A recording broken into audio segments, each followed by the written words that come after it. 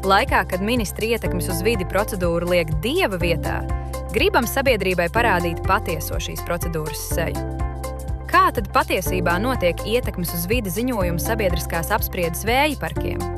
Cik kvalitatīvi ir gala ziņojumi un kā uz pārkāpumiem reaģē, piemēram, valsts vides dienests?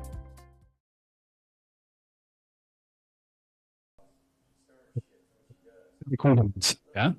Tas bija jautājums. Jā,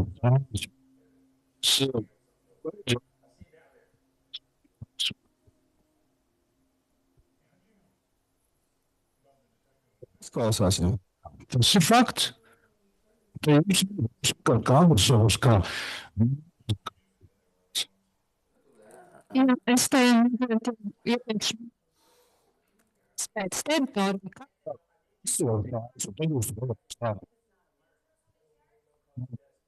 Jā. Jā. Tu redzēji izpēc teritoriju, cik Liela.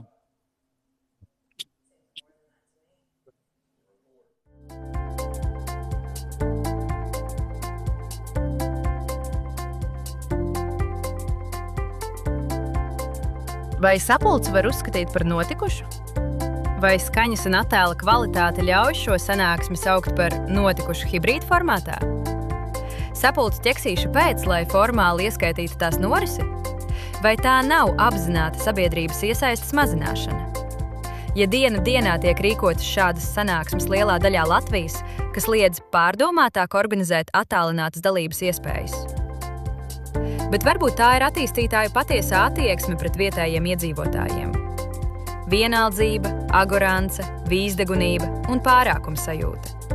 Un rezultāts tam, ka par šādu attieksmi pret iedzīvotājiem un likumu nekad neiestājas tiesiskas sekas, jo formāli taču viss ir noticis.